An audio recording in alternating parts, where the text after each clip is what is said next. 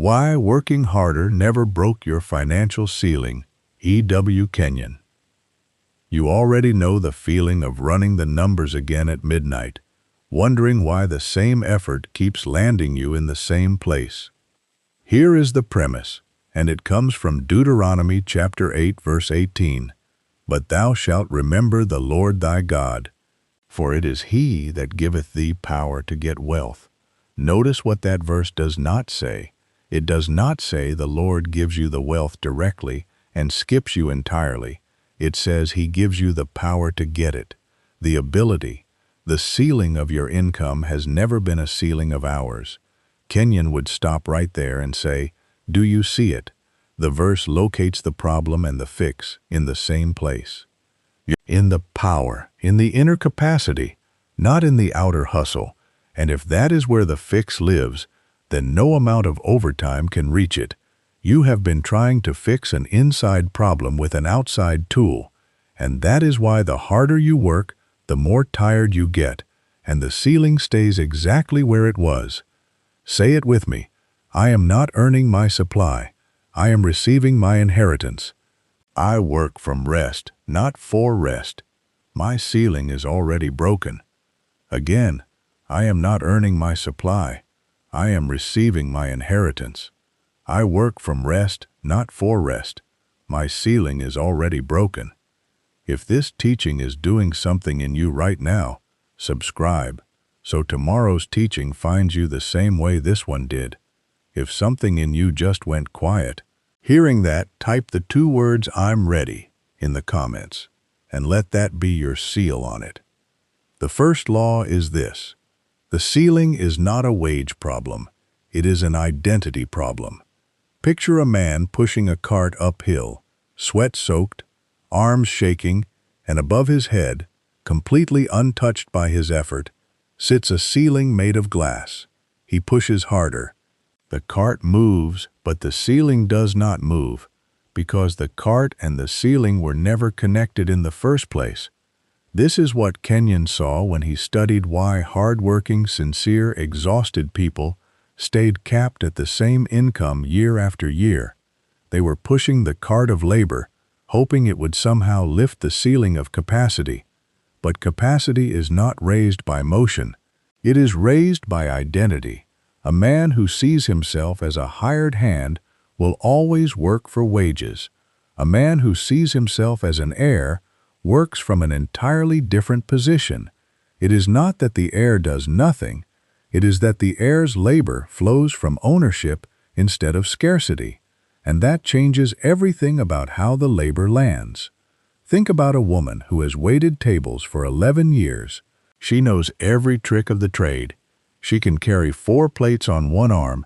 She can read a table's mood before they even sit down, and she works doubles whenever she can get them, because in her mind, more shifts is the only lever she has ever been handed.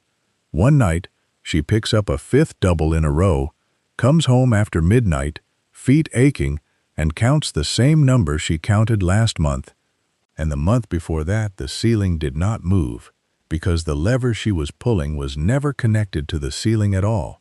She was pulling the lever labeled effort, when the ceiling was wired to the switch labeled identity. This is not a failure of her work ethic. Her work ethic is not the problem. The problem is that no one ever told her the ceiling responds to a different signal entirely. Kenyon would say the tragedy is not that she works too little. The tragedy is that she has never once paused to ask herself what she actually believes she is, a hired hand scraping for wages, or an heir managing what already belongs to her. So this week, pause for a moment and notice the sentence you say to yourself about your own work. Do you say, I am trying to make it? Or do you say, I am managing what is already mine? That single sentence is either propping the ceiling up or beginning to move it. Notice, too, how this shows up in the small moments, the way you talk yourself into or out of a purchase, the way you brace before opening a bill, the way you describe your job to a stranger at a party. All of it is either the hired hand talking or the heir talking, and the ceiling is listening, Either way, it is not that harder work is wrong. It is that harder work aimed at the wrong target cannot touch the ceiling at all. And once you see the target has moved, the second law becomes obvious. The second law is this: sense knowledge counts your hours. Revelation knowledge counts your rights. Kenyon taught that there are two competing sources of information running in you at all times: sense knowledge, which is everything your eyes, your bank statement, and your calendar report to you, and revelation knowledge, which is what the Word reveals about who you actually are and what already belongs to you. Sense knowledge keeps a ledger of hours. It says you worked 40 hours this week, so you deserve exactly this much, no more, no less. And if the hours stop, the supply stops with them. Revelation knowledge keeps a completely different ledger. It says you are not paid by the hour. You are supplied according to a covenant. A covenant does not check a time clock. Picture two accountants sitting at the same desk, one with a stopwatch, tallying minutes, tapping his foot, nervous the moment ever runs out, the other with a deed, tallying ownership, calm, because ownership does not evaporate overnight. Now picture an ordinary Tuesday. You wake up, you check your phone, you see a number in an account that feels smaller than it should. The stopwatch accountant grabs the microphone first. He says you better hustle today. You are behind, and so you rush through breakfast, snap at your kids, skip lunch, answer emails with a knot in your stomach. All day, the stopwatch accountant is the only voice you hear.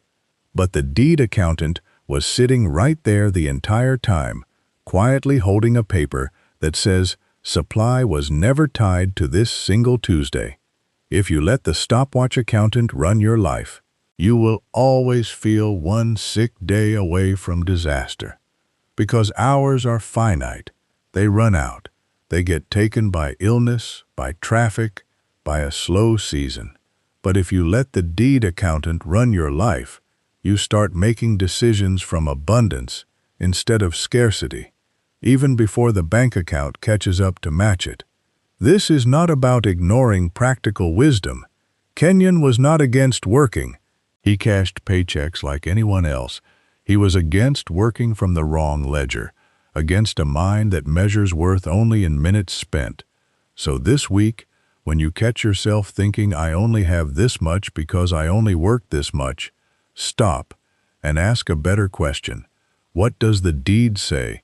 What is already mine that I have been laboring to re-earn? Ask it in the grocery line. Ask it while paying a bill. Ask it at midnight when the numbers feel small. That single question begins to shift which accountant is actually running your life. And once you start asking that question honestly, day after day, you run straight into the third law. The third law is this: you have been laboring for something that was already legally yours. Kenyon often pointed people back to the story of the prodigal's older brother, the one who stayed home, worked the fields, and said to his father, "All these years I have served thee, and yet thou never gavest me a kid that I might make merry with my friends." And the father's answer lands like a thunderclap, if you actually hear it: "Son, thou art ever with me, and all that I have is thine." Do you see the tragedy in that scene? The son had access the entire time. The inheritance was never locked away from him. He simply never walked into the field and claimed anything as his, because he had convinced himself he had to earn what was already deeded to him. Picture a warehouse with your name already on the title, sitting 3 streets over from the small rented room you have been sleeping in, paying rent every month for a fraction of what you already own outright. That is what it feels like to labor for wages when you were meant to walk in ownership. And here is a smaller, plainer version of the same story. Think of a man whose grandfather left him a paid-off house 2 towns over. The deed was filed, the taxes were settled, the key was sitting in a drawer at his aunt's house the whole time, but he never opened the letter that told him about it. So for 11 years he paid rent on a cramped apartment, worked overtime to cover it, stayed up late doing the math on how to afford a bigger place someday, all while a house with his name on it sat quiet and empty across town. Nobody was hiding it from him. Nobody made him rent that apartment. He simply never checked what was already his. And that is the exact shape of the trap Kenyon spent decades trying to pull people out of. The trap of sincere, exhausting labor for something already settled in your favor. Notice that the man in the story was not lazy. He was not foolish. He worked hard. He made responsible choices with the information he had. The only thing missing was the letter. The only thing missing was knowledge of what already belonged to him. And that is precisely why more effort never would have solved it. You cannot work your way into a house you already own. You can only walk into it. So here is where it gets practical. This does not mean quit your job tomorrow and wait for money to fall from the sky. It means something quieter and more permanent. It means the posture underneath the job changes. The same hands doing the same tasks now move from a different center. A center of already having rather than desperately lacking. An air still shows up, still works, still plans, but the anxiety that used to drive every decision starts losing its grip, because anxiety was only ever necessary if the warehouse might not actually be yours. Once you know the deed is signed, urgency softens into stewardship, and stewardship feels entirely different in the body than striving does. Striving clenches the jaw, stewardship steadies the hands, and that shift alone changes how opportunities show up around you, because desperate energy repels the very doors that calm confidence walks through. So this week, name one area where you have been renting a room outside a warehouse that already carries your name. One place where fear has been driving instead of ownership. Maybe it is a skill you already have but undersell. Maybe it is a relationship or a door that already stands open but you keep treating as closed. And just notice it. Do not force a fix. Noticing is the doorway. Because you cannot walk into a house you refuse to admit is yours. And once you notice it, the fourth law gives you the tool to start closing that gap. The fourth law is this. Your words are not decoration on top of your finances. They are the valve between the reservoir and the cup. Kenyon taught that confession is not about reciting positive phrases to trick yourself into a good mood. Confession is the mechanism by which the unseen supply is released into the seen circumstance. And that word mechanism matters, because a mechanism is not a mood. It is a working part. Think of your life as a reservoir already full, sitting behind a valve, and your daily words are that valve, either open or shut. Every sentence you speak over your own life is a small turn of the wrist. Some sentences open the valve a fraction, some slam it shut completely, and most people never notice they are turning anything at all, because the words feel so automatic. Picture a woman named Ruth, who works a full-time job and picks up a second shift most weekends. She is not lazy. She is not careless with money. She is exhausted in a very specific way, and every morning, while she makes coffee, she says the same quiet sentence to the empty kitchen. This is never going to change. She does not say it dramatically. She barely notices she is saying it, but she says it almost every day. And Kenyon would say, "Do you see what her hand just did? She reached for the valve and turned it shut before she even left for work. So the reservoir sits full behind her, and the cup on her counter stays dry, not because the supply ran out, but because the valve never opened long enough for anything to reach the cup." Now picture Ruth changing one thing, not her job, not her hours, just the sentence in the kitchen. She starts saying, "I am supplied. I am capable. I am not trapped here." And at first it feels false. It feels like a small lie she is telling herself. But Kenyon taught that this feeling of falseness is simply sense knowledge protesting, because sense knowledge only trusts what the bank statement already confirms. The valve does not care whether the words feel true yet. The valve only responds to whether the words are spoken. So this week, listen to your own sentences for one full day. Just listen. Do not judge yet. Notice how many times you describe your finances in a shutting posture versus an opening posture. Notice the sentences that slip out in traffic, in the kitchen, in the quiet moment before sleep, and then deliberately replace one shutting sentence with an opening one. Not a wish, not a hope, a statement of fact, rooted in what is already legally yours.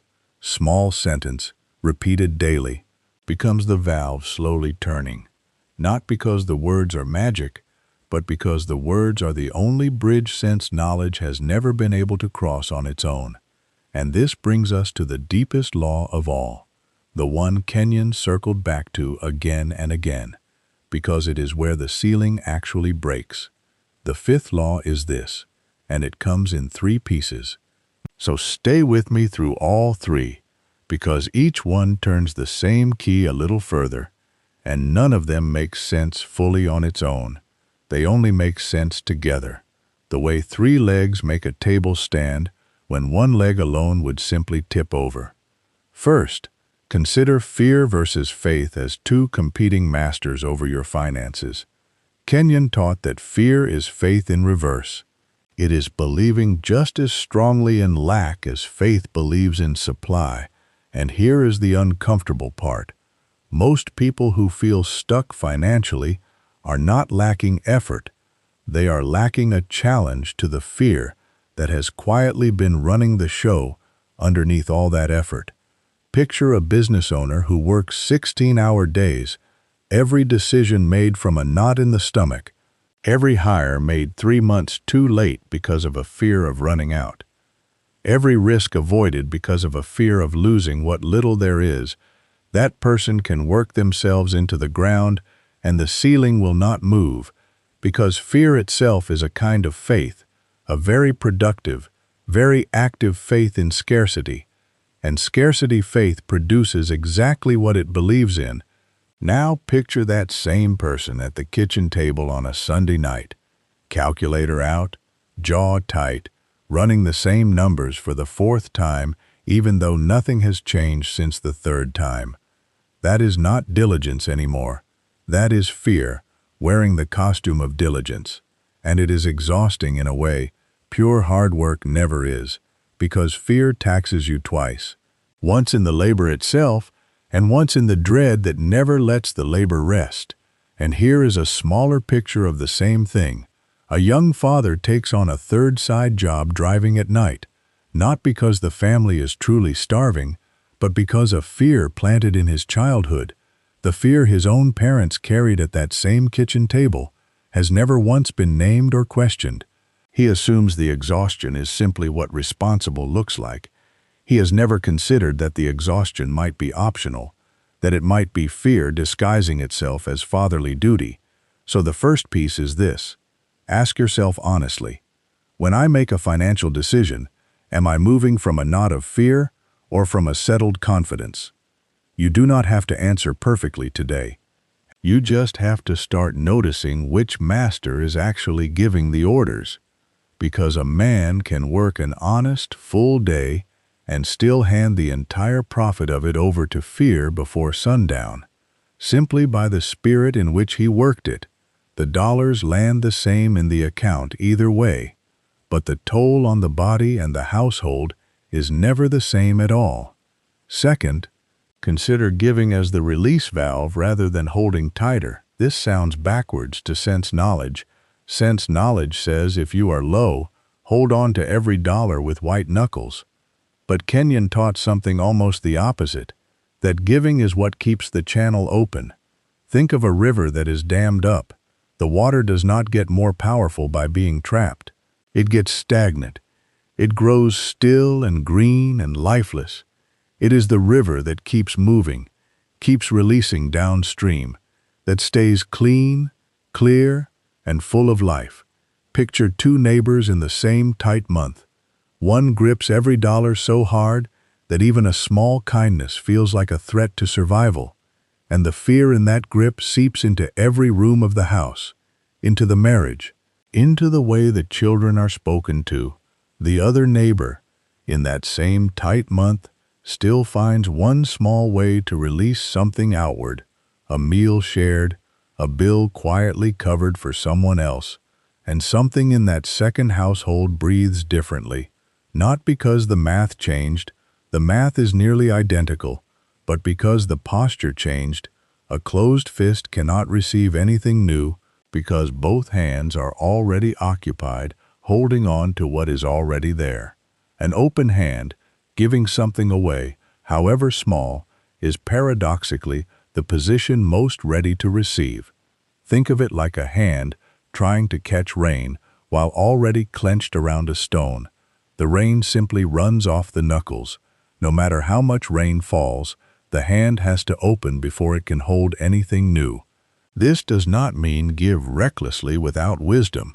Kenyon was never careless about that.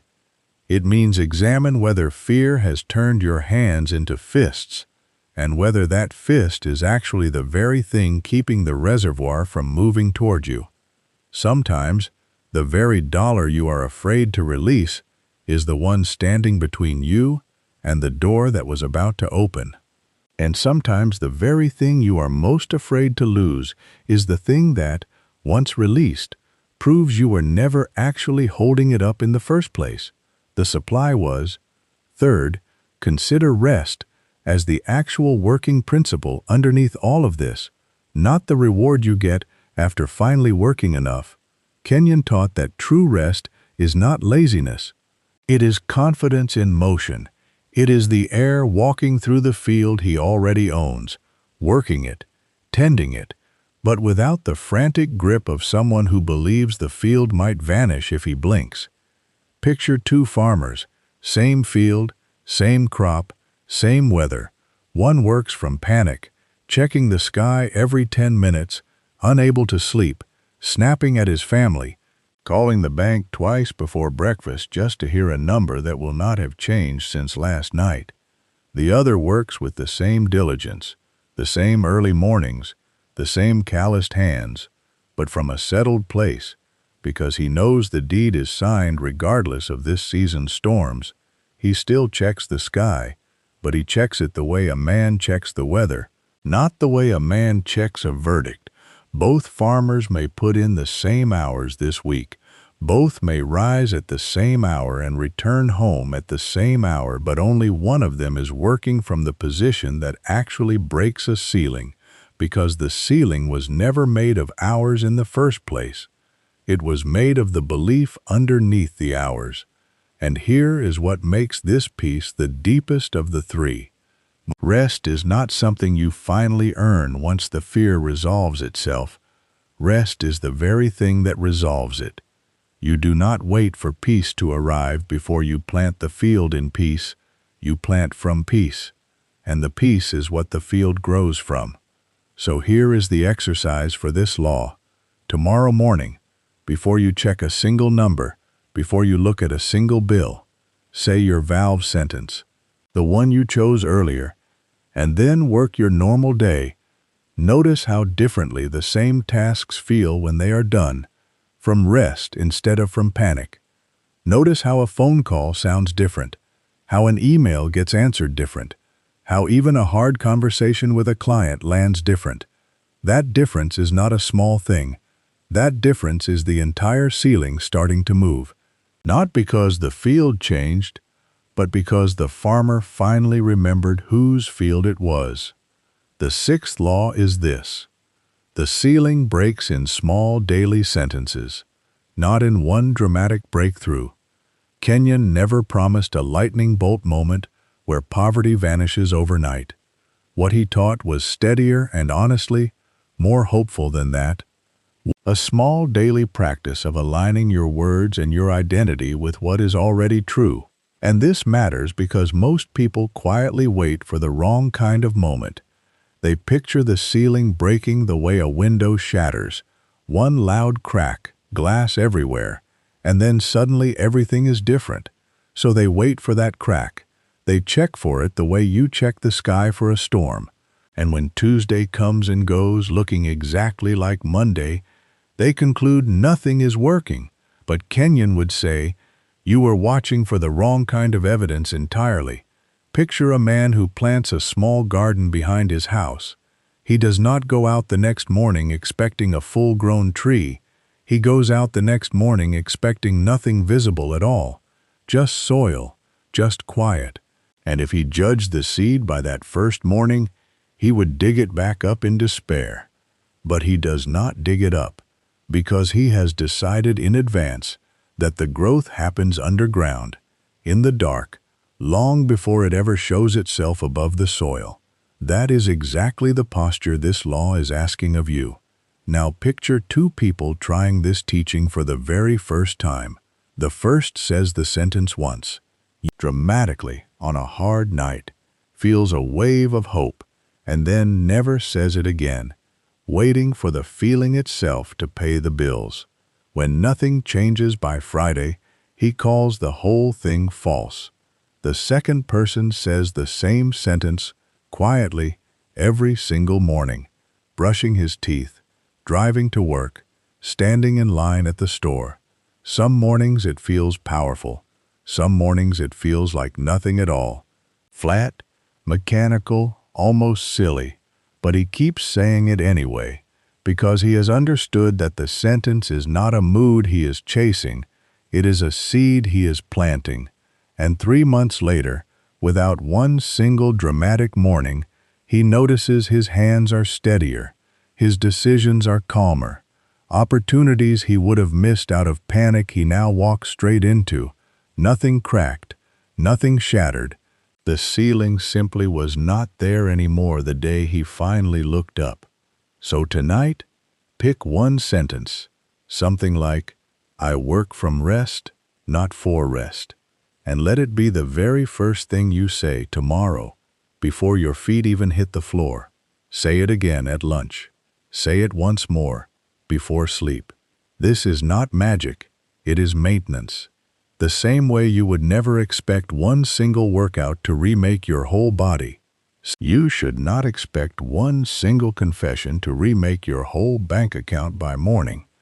But a quiet daily rhythm, kept faithfully through the ordinary, unremarkable days when nothing seems to be happening, is precisely what reshapes the valve underneath everything else. One small sentence, spoken again and again, in the dark where no one is watching. And one day, with no dramatic morning to mark it, you look up and the ceiling that used to stop you simply is not there anymore. Here is the whole picture. The ceiling is not a wage problem. It is an identity problem.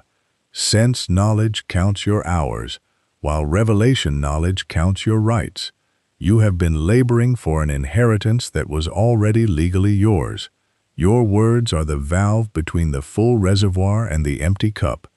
Fear and faith are two competing masters, and only one of them actually breaks anything.